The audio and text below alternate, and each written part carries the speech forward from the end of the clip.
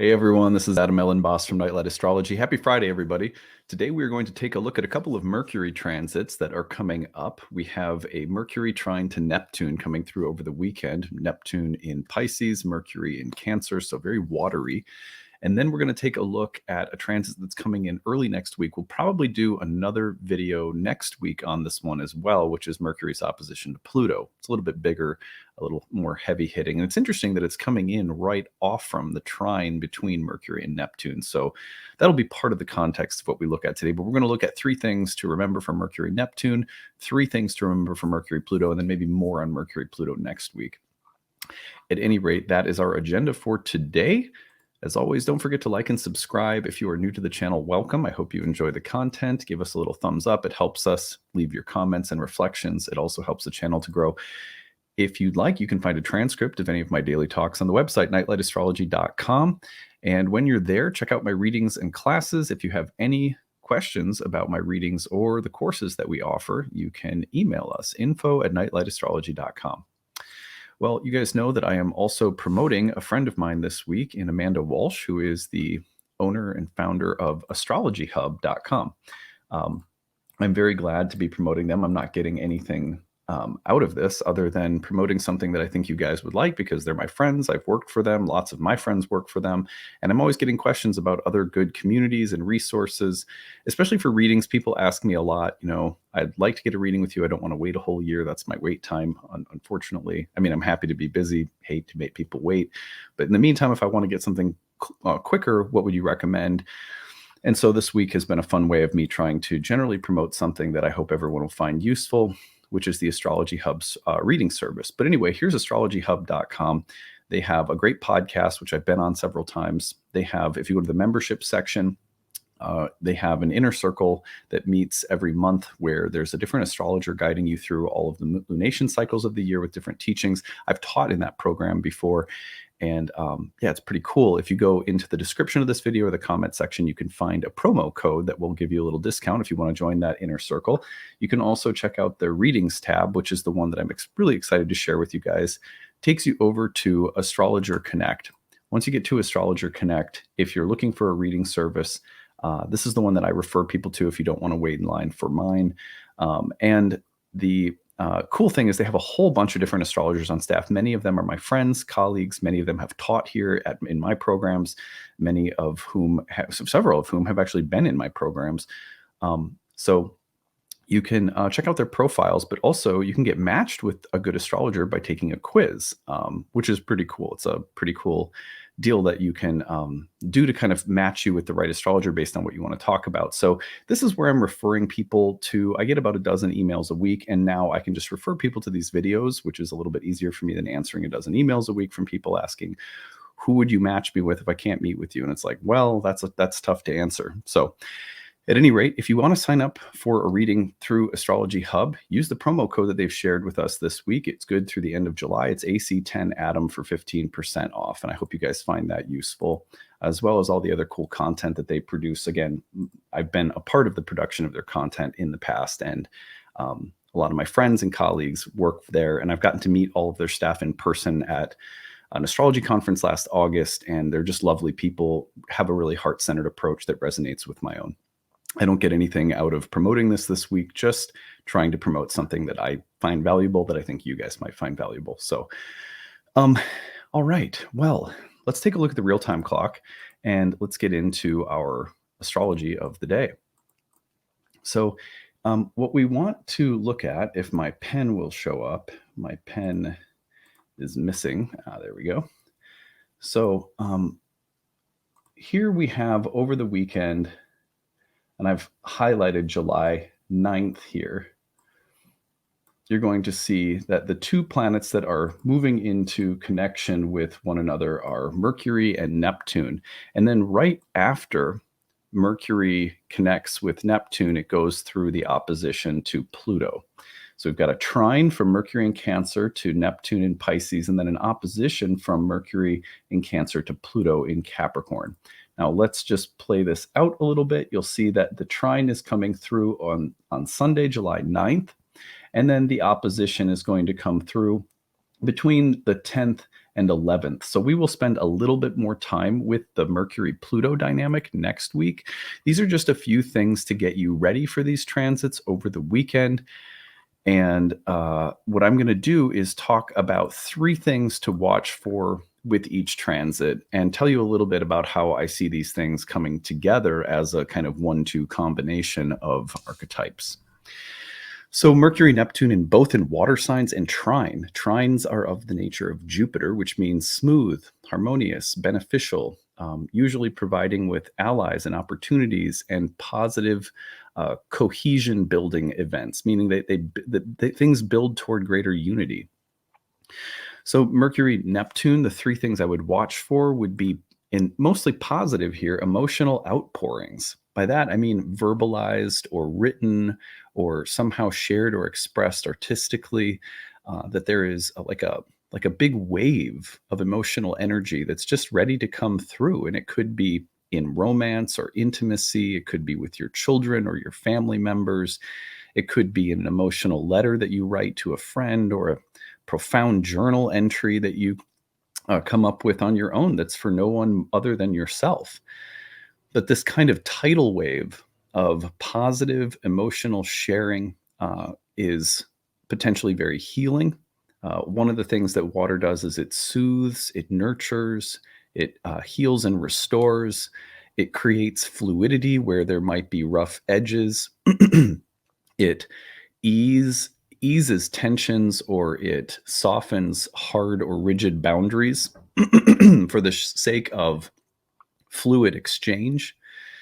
So this kind of emotional outpouring in a positive trine kind of exchange, I think, could be very positive in this respect. Now, number 2 would be just the effect of peaceful communication. The combination of Mercury-Neptune is peaceful and subtle. It is sweet and sensitive, and it resembles something like nonviolent communication, like as a genre, or kind of like a theory of communication. So nonviolent communication, a way of sharing needs, of hearing and listening to people empathetically, of compassion and forgiveness. These are the most positive things that I can think of. And the reason that I'm leaning in a positive direction, although there are always, I'm going to mention some of the potential negatives on part 3 here, but the reason that I'm going in this direction is because the trine nature of the connection tends to make for the most positive and beneficial themes of the combination, within the combination. So peaceful communication being one of them, emotional outpourings and peaceful communication. And again, you think a lot of Mercury-Neptune also as smooth and fluid. And when things are smooth and fluid, there can be this sort of subtle way in which we allow, there's more reciprocity, there's a give and take in our relationships, especially. Now, with Mercury in Cancer, you might see that some of this is coming through the family or family karma, or that there's some kind of ease and flow and relaxation of tension or boundaries with respect to old family grudges, or kind of old lines drawn in the sand that are starting to get washed away. Something that has history behind it would be very Cancerian. Something that has history but is being gently worn down by understanding, time, and compassion. These would be the kinds of things that I would watch for. And number 3 would be boundary dissolutions, which I've already mentioned in terms of like boundaries being softened. But this can also be in terms of our mind, our imagination. When we enter into little periods of hopeless romanticism, it's as though the normal linear way of interacting with the world is softened and the boundaries dissolve. If you meditate, or you pray, or you go for a walk in the woods, or you journal, or you play an instrument, or you write, or you make love, all of these things have the effect of potentially softening and relaxing tensions, but also the boundary dissolutions of Mercury-Neptune can result sometimes in damaging things like illusions or intoxication or gossip or poor boundaries or oversharing, and almost the fluidity can lend itself toward, like poor boundaries could be a sign of, some mental health challenges, maybe, or a neediness or a desperate quality emotionally, a feeling of being a victim or of being perpetually wounded and, relying, being overly dependent or something like that. But honestly, with the trine, I wouldn't be as worried about those particular qualities um, as I would be about, as I am hopeful about all of the positive ones. That these boundary dissolutions act to tear down walls that have been put up and kept keeping people's hearts apart. I think that's much more likely with the trine between these two planets. Well, that brings us into Mercury and Pluto's opposition and the three things that I would watch for here. And we will be visiting this one again, like I said. So this one's a little bit bigger. But it's interesting to me that coming off from this Mercury-Neptune contact, Mercury immediately then goes into an opposition with Pluto, as though whatever dam is, wherever the dam is blocked up and then released, or wherever there's this emotional, let's call it the emotional outpouring, the emotional wave that comes through, it seems to trigger an immediate Plutonian reaction. And the Mercury-Pluto reaction from Mercury in Cancer to Pluto in Capricorn would bring eruptions, probably emotional, familial, ancestral, marital, familial. I think I already said that. Big eruptions from the unconscious, stuff that's been pent up or stored up or unspoken or unseen, growing silently and perhaps toxically beneath the surface somewhere, or just kept within somehow. This is a moment where the unconscious may be communicating very forcefully, something that's very vulnerable and very powerful at the same time, and it comes up and can kind of seize our consciousness. It shows up as the unexpected email or the unexpected emotional blowout. I think it's interesting that such a powerful and positive wave of emotion immediately leads to such a big purging. And that's part of another one I'll talk about. But number two would be painful emotional truths. Now, they're true, and you have to face them in order to transform, but it's painful to do so, or it's visiting old traumas, or it's trying to reprocess something that you'd rather not look at again. So these things that come up for us to look at, they're not easy, but somehow we're rewarded and transformed and have like a new lease on life if we take a minute to um, be brave and forthright and forgiving too. I think that this wave of Mercury Neptune energy in water seems to immediately have the effect of wanting to unblock or get us unstuck in some way, but it may cause painful truths to come up to the surface. I always like to say, with Pluto, it's a little bit like a zit being popped. You guys have heard me say that before, but it's the truth. And that leads to number three, which is purgation, release, and transformation. Now, again, we're going to talk a little bit more about Mercury Pluto next week. I just wanted to give you guys some things to be aware of going into the weekend. The purgation, the release, the transformation is all very positive, but with an opposition, it usually means that there's a polarization happening, that there are two extreme opposite points of view or ways of communicating, or two different stories that come from the past about the way that something happened.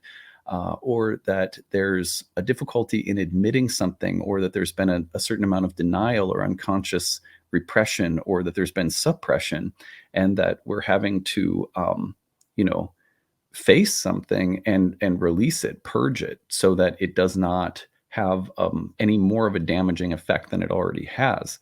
Well, people often get their feelings hurt when those kinds of things come up in relationships. One person may have to take a little bit more responsibility for their actions or their words or their patterns, or both people might. And it can be like a little bit of a come to Jesus moment for the emotional dynamics or communication dynamics in relationships or within families or groups.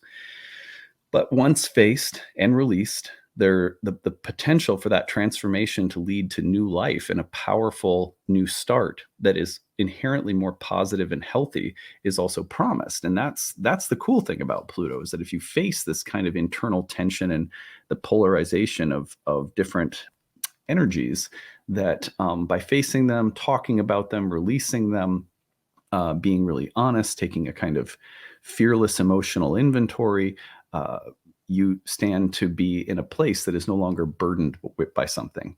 Now, I think it's interesting. Again, we have this wave of very healing emotional energy coming through, but it's like that wave of energy is uprooting some things and causing them to come unstuck and right up into conscious view from the unconscious. That's how I would look at this.